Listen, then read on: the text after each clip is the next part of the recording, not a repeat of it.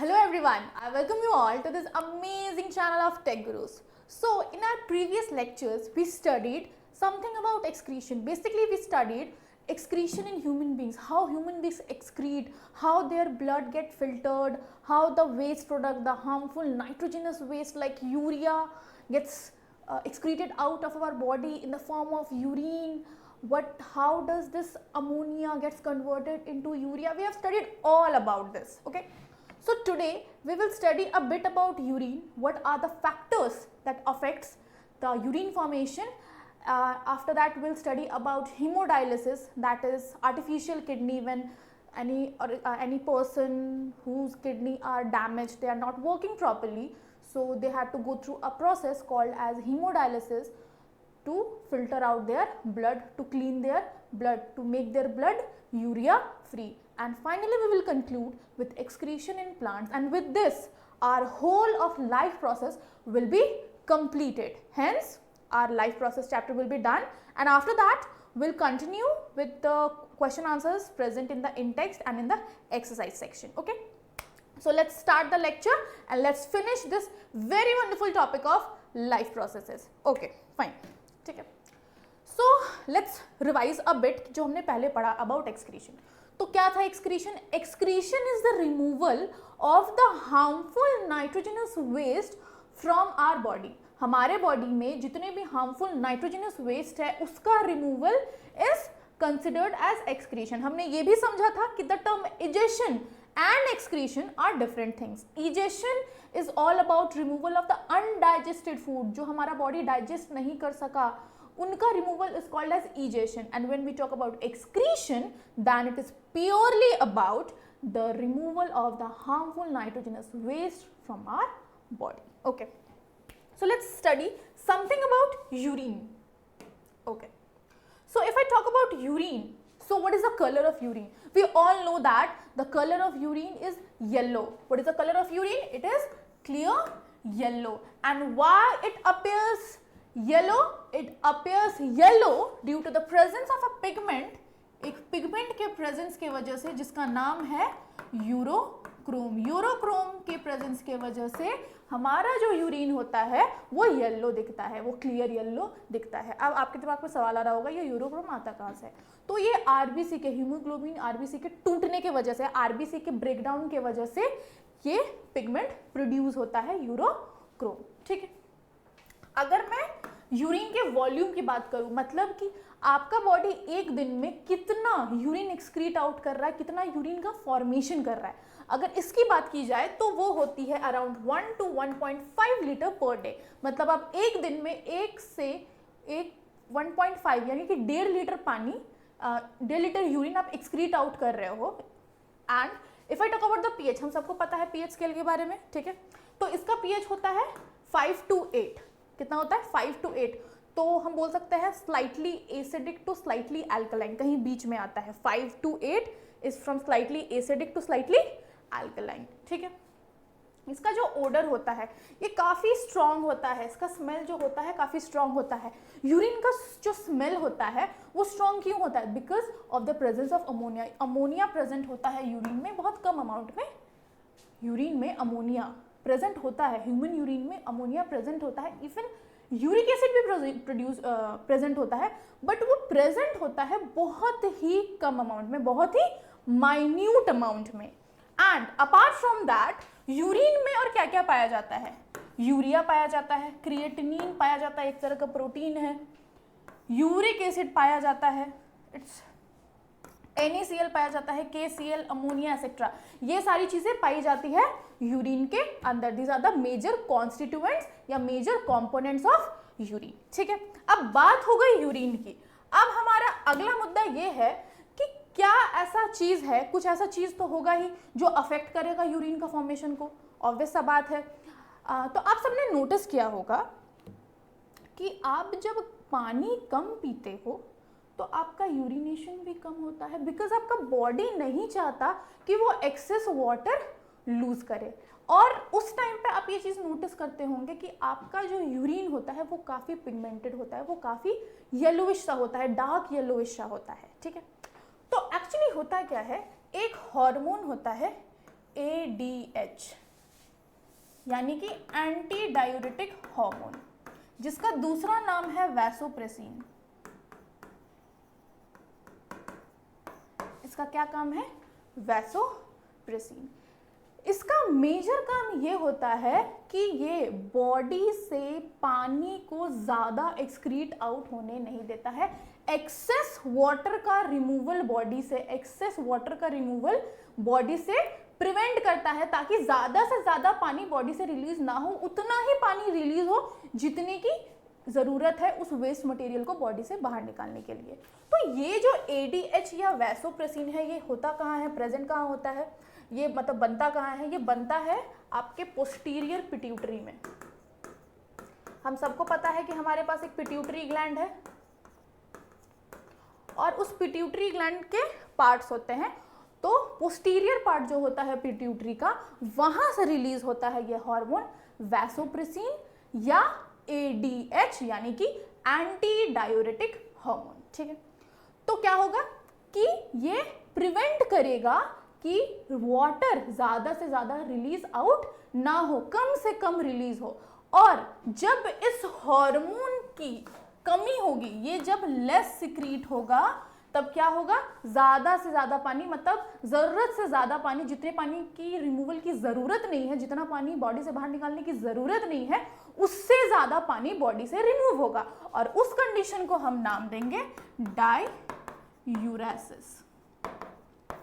एक कंडीशन होता है डायूरेसिस, जब ADH प्रॉपरली सिक्रीट नहीं होता है और उसके वजह से क्या होता है कि ज़्यादा से ज़्यादा पानी एक्सक्रीट आउट हो जाता है आपके बॉडी से in the form of urine. ठीक है, तो ये जो डायूरेसिस होता है, इसके लिए ऐसा कुछ तो होना चाहिए, कुछ डायूरेटिक एजेंट होने चाहिए जिसके वजह से ये डायूरेसिस हो रहा है। ऐसा कुछ होना चाहिए जो ADH के फंक्शन को या ADH के रिलीज को सप्रेस कर रहा है, ADH को रिलीज नहीं होने दे रहा है। तो ऐसे कुछ चीज़ें होती हैं जो ADH के रिलीज को कम कर देती है। एंड सबसे इजी चीज़ जो आपको पता होगी, सबसे कॉमन चीज़ जो हम आसपास देखते हैं, दैट इज अल्कोहल। जो लोग बियर ज़्यादा पीते हैं उनमें ADH का सिक्रीशन कम हो जाता है, इस वजह से उन्हें फ्रीक्वेंट यूरिनेशन होता है। Even in cold drinks also this happen कि डायूरेसिस देखा जाता है एंड ADH का जो रिलीज होता है वो सप्रेस हो जाता है। ठीक है, वेरी इजी। तो हमने यूरिन फॉर्मेशन के फैक्टर्स को पढ़ लिया और यूरिन में क्या कंपोनेंट्स प्रेजेंट होते हैं इसको भी देख लिया। उसके बाद एक बहुत kind of out of syllabus चीज आप बोल सकते हो, बट आपको जानना जरूरी है। 2-3 कंडीशंस होते हैं जो आपका यूरिन, जिससे क्या होता है कि आपको ये पता चलता है कि आपके एक्सक्रीटरी सिस्टम में या फिर आपके बॉडी के किसी पार्ट में कोई प्रॉब्लम है। वो कैसे होता है? हमारे पास एक कंडीशन होता है हेमाटोयूरिया। इसमें देखा क्या जाता है कि यूरिन का जो कलर होता है वो रेडिश हो जाता है। यूरिन का कलर रेडिश क्यों हो जाता है?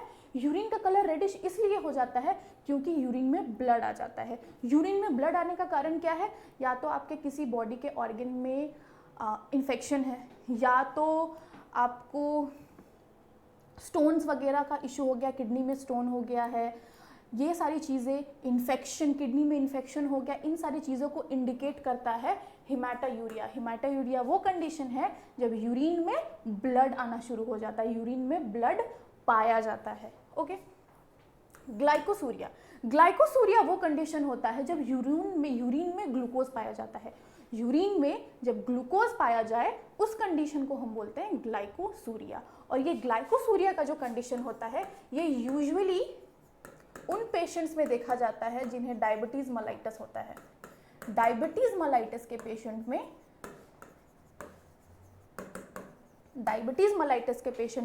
ग्लाइकोसूरिया जैसा कंडीशन देखने को मिलता है। अब ये डायबिटीज मेलाइटस क्या होता है? डायबिटीज मेलाइटस वो होता है जब ह्यूमन बॉडी में इंसुलिन का प्रोडक्शन कम हो जाता है। इंसुलिन क्या करता है? अगर आपके ब्लड में ज़्यादा ग्लूकोज है तो उसको रीअब्जॉर्ब कर लेता है, उसको लिवर में भेज देता है, उस ग्लूकोज को ग्लाइकोजन के फॉर्म में स्टोर कर देता है, आपके टिश्यूज़ में उसको स्टोर कर देता है, लेकिन ब्लड में रिक्वायर्ड अमाउंट से ज़्यादा ग्लूकोज होने नहीं देता है। और जब ये हार्मोन इंसुलिन जो कि पैंक्रिया बनाता है, ये रिलीज नहीं होता है प्रॉपरली, इसका प्रोडक्शन नहीं होता है प्रॉपरली, तब ये condition called as diabetes mellitus produce होता है, ऐसा कंडीशन अराइज होता है। And finally we have a condition albuminuria. क्या है? एल्ब्यूमिनुरिया। इसमें क्या होता है? एल्ब्यूमिन एक तरह का प्रोटीन होता है, एल्ब्यूमिन एक तरह का प्रोटीन होता है। इस कंडीशन में ऐसा देखा जाता है कि जो बोमेन्स कैप्सूल होता है, बोमेन्स कैप्सूल में ज़्यादा प्रेशर होने की वजह से कुछ प्रोटीन्स जस्ट लाइक एल्ब्यूमिन उनसे पास हो जाता है, और क्या होता है? यूरिन में एल्ब्यूमिन पाया जाता है, एंड उस कंडीशन को हम बोलते हैं albuminuria. This is because of high pressure और high permeability, that is due to high pressure या हाई परमिएबिलिटी, हाई प्रेशर या high permeability in Bowman's capsule. Bowman's capsule में हाई परमिएबिलिटी या हाई प्रेशर के वजह से ये कंडीशन अराइज होता है। ठीक है, तो ये कुछ काइंड ऑफ एसेंशियली है, आपको पता होना चाहिए कि ऐसे ऐसे कंडीशंस होते हैं, होना पॉसिबल है, जस्ट टू बी अवेयर। आपके एग्जाम में ये नहीं आने वाला, just to make you aware. तो ये सारी चीज़ें मैंने आपको बता दिया। उसके बाद आपके बुक में एक टॉपिक मेंशन्ड है haemodialysis, which is also called as the artificial kidney. क्या है? Artificial kidney. क्या है आर्टिफिशियल किडनी? तो हमने सुना होगा कि ऐसे बहुत सारे पेशेंट्स होते हैं जिनकी किडनी काम नहीं करती। ठीक है, ऐसे बहुत सारे लोग हैं जिनकी किडनी फेल हो जाती है, किडनी प्रॉपर्ली काम नहीं कर रहा है, तो क्या उनका ब्लड फिल्टर नहीं होगा? ऑब्वियसली अगर ब्लड फिल्टर नहीं होगा तो आपके ऑर्गन्स डैमेज हो सकते हैं। ऑब्वियसली अगर ब्लड फिल्टर नहीं हो रहा है, ब्लड क्लीन नहीं हो रहा है, तो ऑब्वियसली वो आपके दूसरे ऑर्गन्स को, आपके बॉडी के वाइटल ऑर्गन्स को वो डैमेज करेंगे। तो होता क्या है कि उसको एक मशीन में, को एक डायलाइजिंग मशीन होता है, उस मशीन के हेल्प से बॉडी के ब्लड को फिल्टर करके क्लीन किया जाता है, ताकि बॉडी में जो भी ब्लड हो वो यूरिया फ्री हो एंड वो किसी भी वाइटल ऑर्गन को डैमेज ना कर सके, यूरिया किसी भी बॉडी के वाइटल ऑर्गन को डैमेज ना कर सके। तो होता क्या है, बॉडी का जो भी ब्लड होता है वो सारा through systems of catheter and all, उसको आप इस मशीन में डाला जाता है। इस मशीन में एक डायलाइजिंग फ्लूइड होता है, और वो डायलाइजिंग फ्लूइड उसे क्लीन करके उस डायलाइजिंग फ्लूइड से जो भी यूरिया होता है वो डायलाइजिंग फ्लूइड में मिक्स हो जाता है, एंड जितना प्योर ब्लड होता है वो वापस से बॉडी में चला जाता है। तो देखते हैं इस प्रोसेस को। सबसे पहले क्या होता है कि एक ट्यूब डाला जाता है, एक काइंड ऑफ निडल एक प्रिक किया जाता है, वो एक ट्यूब से अटैच होता है, वो उस इंसान के बॉडी में, उसके बॉडी में डाला जाता है, उसके ब्लड वेसल में डाला जाता है। वहाँ से क्या होता है, जो भी इम्प्योर ब्लड होता है, जो भी इम्प्योर ब्लड होता है वो इस मशीन में जाता है, जिसको डायलाइजर बोलते हैं, जिसको हम क्या बोलते हैं, डायलाइजर बोलते हैं।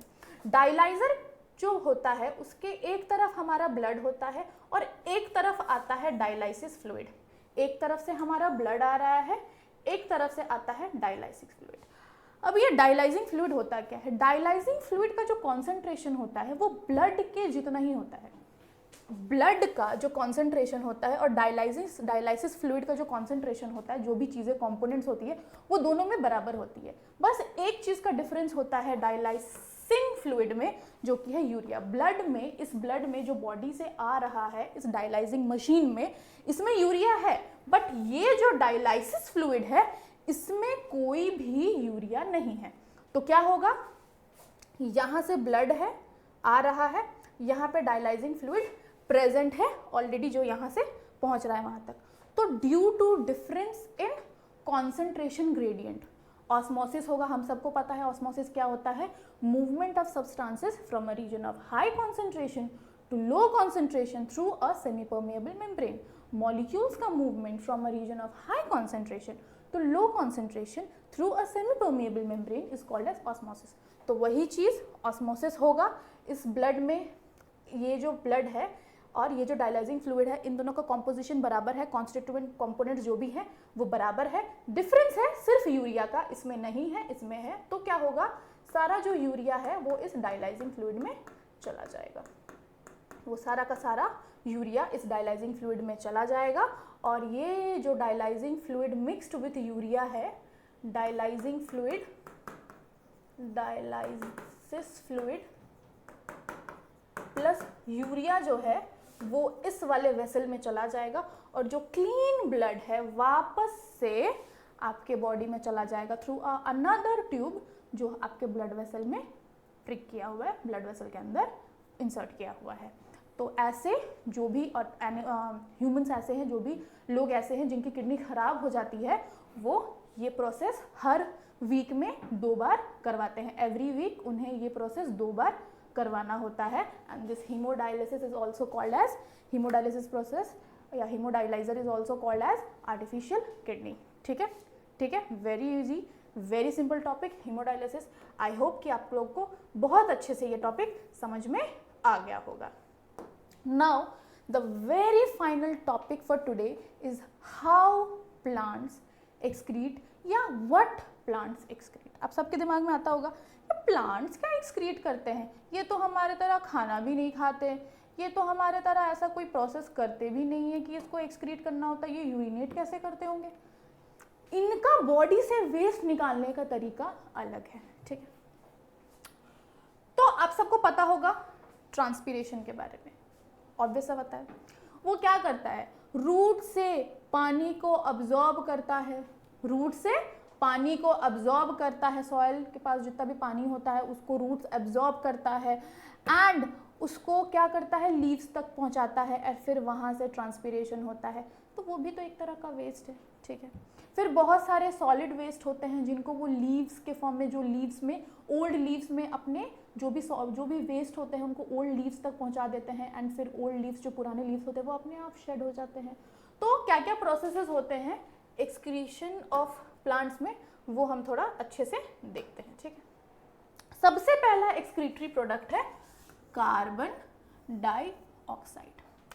तो जब रेस्पिरेशन होता है, रेस्पिरेशन के टाइम पे क्या होता है कि ग्लूकोज का ऑक्सीडेशन होता है। अगर मैं रेस्पिरेशन की बात करूं तो C6H12O6 का ऑक्सीडेशन होता है, यानी कि ऑक्सीजन के प्रेजेंस में ब्रेकडाउन होता है। और इस ऑक्सीजन के प्रेजेंस में जो ब्रेकडाउन होता है तो उसमें क्या फॉर्म होता है, एटीपी। एटीपी एनर्जी का फॉर्म है, और साथ ही साथ क्या बनता है, H2O और वाटर। H2O और वाटर का फॉर्मेशन होता है साथ ही साथ। ठीक है, तो एक वेस्ट तो हो गया हमारा कार्बन डाइऑक्साइड जो रेस्पिरेशन के प्रोसेस में बन रहा है, और कब रिलीज आउट हो रहा है, रात में रिलीज आउट हो रहा है। इसलिए बोलते हैं कि रात के समय पेड़ के नीचे कभी भी नहीं सोना चाहिए। क्यों? क्योंकि उस टाइम पे कार्बन डाइऑक्साइड का रिलीज ट्रीज से बहुत ज्यादा होता है, वो सारा कार्बन डाइऑक्साइड रिलीज आउट करते हैं। एंड ये जो रिमूवल होता है ये किस अपैरेटस के थ्रू होता है, वो स्टोमाटा के थ्रू होता है। किसके थ्रू होता है, स्टोमाटा के थ्रू सारा कार्बन डाइऑक्साइड बाहर चला जाता है प्लांट से। एक प्रोसेस। दूसरा, ऑक्सीजन। जब प्लांट्स में, हमारे प्लांट्स में फोटोसिंथेसिस होता है, तो फोटोसिंथेसिस में हम क्या करते हैं, हम वहां कार्बन डाइऑक्साइड और H2O का यूज करके ग्लूकोज बनाते हैं, और साथ में बनता है ऑक्सीजन। साथ में बनता है ऑक्सीजन। तो ये ऑक्सीजन रिलीज आउट होता है दिन में, और कैसे रिलीज आउट होता है, सेम स्टोमाटा के थ्रू। गैसेस, जितने भी गैसेस एक्सक्रीट आउट होते हैं वो यूजुअली स्टोमाटा या कभी कभार लेंटिसेल्स के थ्रू एक्सक्रीट आउट होते हैं, मेजरली स्टोमाटा के थ्रू होते हैं। ओके, थर्ड वेस्ट प्रोडक्ट है वाटर वेपर।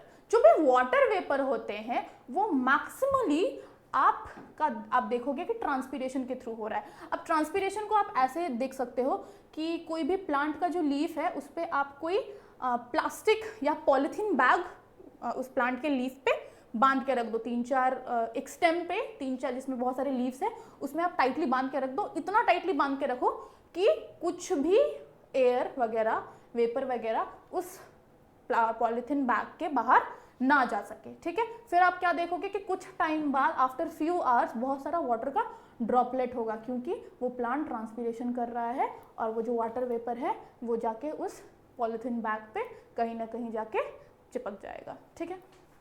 तो ये जो वाटर वेपर है ये एक्सक्रीट आउट हो रहा है दिन में भी और रात में भी, किस प्रोसेस से, थ्रू ट्रांसपीरेशन।